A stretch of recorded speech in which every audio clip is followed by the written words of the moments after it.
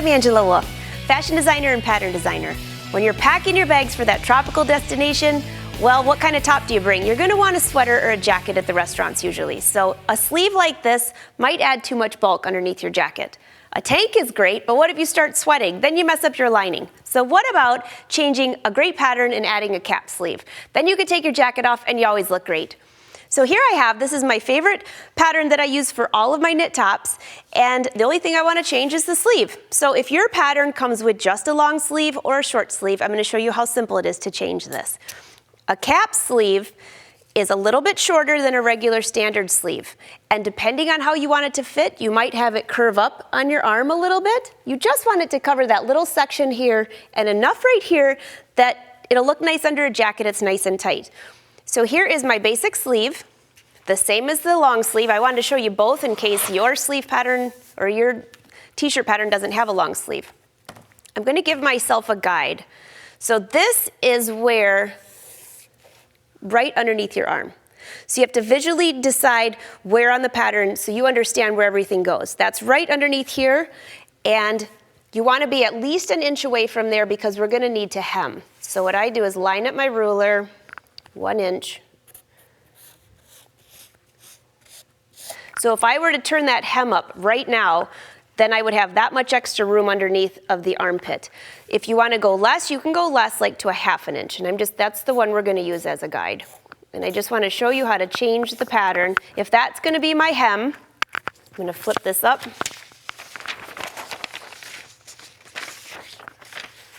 Right along that line. And I think you'll see what I'm talking about now. When this is turned up as a hem, which I will cut this off because we only need a 1/2 inch hem allowance. See the difference? You don't need all that extra fabric sticking out if this was your actual pattern. So I'm going to cut that off. And you can have whatever distance you want for a hem allowance, but a 1/2 inch is just fine for the sleeves. You just don't want it coming up above here. And the other part, if I flip this over, notice that this section does not meet at the edge of the sleeve. So what I'll do is I will tape this in place and give myself just a little bit wider hem allowances on the side. So now when I were to flip this up, if I just cut the paper like this, keeping your hands out of the way, and cut it like this. Get that out of the way here. Just cut that out of the way. So my new pattern,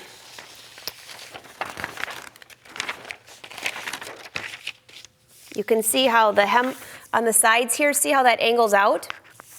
And I would just trim this exactly where it was in the first place. Looks like a little bit of a waste of paper there, so I could do a lot of alterations on sleeves with the excess paper. Here we go. So when this flips up to hem, the sides will meet. So you can see my little extra fabric right here. Get that back under there. So that's how simple it is. You can also curve this up a little bit if you'd like to. This can curve up however you want to. When you curve it, just make sure that the hem allowance meets.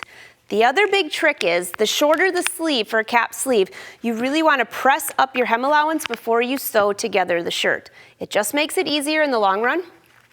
So here I have 2 sleeves. This is my regular standard sleeve. So let's just say you cut out your top, one that you already have, and you decided that, oh, I want to do that cap sleeve. You could take your original sleeve pattern and just slide up your hem and press. Your sides might not meet, but you could take it in just a little bit on the side seam and then you'll be fine. So if this was your regular pattern and you wanted a cap sleeve, just press it up higher and trim away your excess hem allowance, okay? So that saves one shirt. Now, if I already cut this out correctly, all I'm gonna do is turn up this hem allowance, give it a little steam,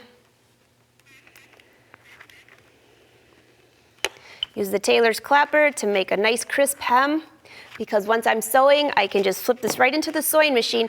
And the other part, especially if you're making this, you have small arms, or you're making this for children, when this is all sewn together, that's a real small area to get into to press. So it's all finished now. So let's go sew. So here I have the shirt, and I've already pinned together the front to the back. That's the first part of sewing your top together. And I've already done that on another sheet here, but What about if you don't have a serger? If you have a serger, you could run it through the serger, it finishes the seams and it stretches. But what about just sewing? Well, here I have a sample of fabric. Here's a straight stitch, and this is with thread that stretches just a little bit. If you have thread that stretches, then you can use a straight stitch because it stretches with your fabric. If you don't have thread that stretches, then you need to do a real small zigzag or what they call a stretch stitch. And see the difference? See how when that stretches, the stitches don't rip out. So I'm going to use stretch thread with a straight stitch, and I've already tested the length. I'm going to use a 2.5. And what I have here on my shirt, I've already finished half of this for you so you can see what's going on here. I've finished my shoulders and I've attached my sleeve. I do that before I attach the side seam. And this is the part that I was telling you about. There isn't much room here. So if this is my sleeve, you can see that it's already pressed. You can see the pressed edges. I'm going to line up my seam right here. And I'm just going to stitch. I'm going to start with a little back stitch and then go forward. If you're having a problem with a real thin fabric like that, getting stuck at the edge, start in about 1/4 of an inch or even 1/8 of an inch. So you're not starting at the edge of the fabric because it'll embed into your foot right there. It kind of makes it messy. So I'm just stitching with a straight stitch all the way down the side seam. Being sure not to stretch the fabric. I don't want to stretch the fabric as it goes through. And just line up your fabric and stitch. And all the way to the hem. You might notice that I already have the hem pressed as well because it just makes it a lot faster when it gets time to hemming. Little back stitch and finished. Now, if I were going to ruche the tee, I would do that now with a basting stitch, but I'm not going to. I'm just going to leave this a regular t-shirt to lay nicely under a jacket and see how this seam stretches and it doesn't break the thread. So now all I have to do is flip these over. This is the sleeve. There isn't a lot of room there. And I'm going to hem this. You could hem it with a cover hem. We're going to do it with a twin needle with a sewing machine. And I'm also going to hem the bottom of the shirt. I've changed the needle to a twin needle. So I have 2 spools of thread that's run through the machine, threaded exactly the same, and one goes through the right needle and one goes through the left needle. I'm going to make a few changes to the machine. I'm going to tell the machine I'm using a twin needle. Then I don't accidentally choose the wrong stitch and break a needle. I'm using a straight stitch that's set down the center, and I'm going to change the stitch length to a 4.0. Again, be sure to test it. So here is the seam that we just finished. Again, I'm going to use contrasting thread so you can see what I'm doing. I'm trimming off some excess. This part here is a serge seam that I did earlier. What I was comparing the serged to just a regular stitch. Because this is pressed, I can just flip this under. And I'm going to start at the underarm seam. Line up my presser foot right on the edge of the fold because I have a real narrow hem allowance.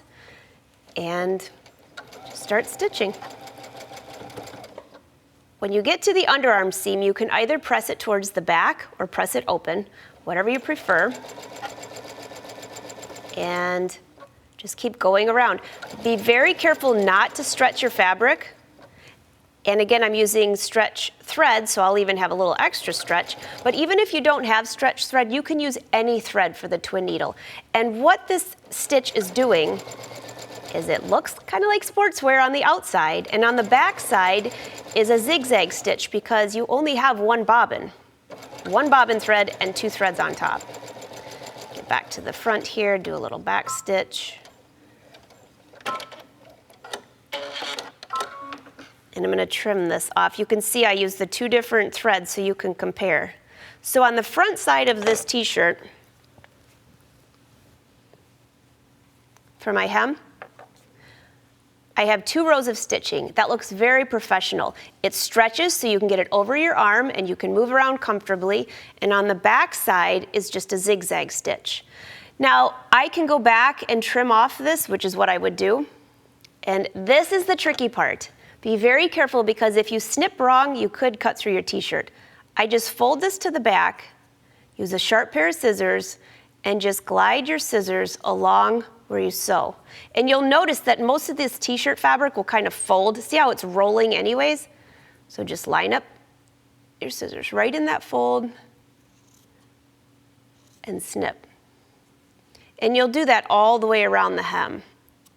And what that does is that trims it a little bit closer. This fabric does not fray, so I don't have to worry about that coming undone. And my hem is finished. So that's how simple it is to add a cap sleeve. And you can alter any t-shirt pattern to do this, or actually any shirt pattern to make a nice short sleeve. This is short enough, it'll fit under a jacket, it fits into your suitcase, and then when you take your jacket off, you still look great.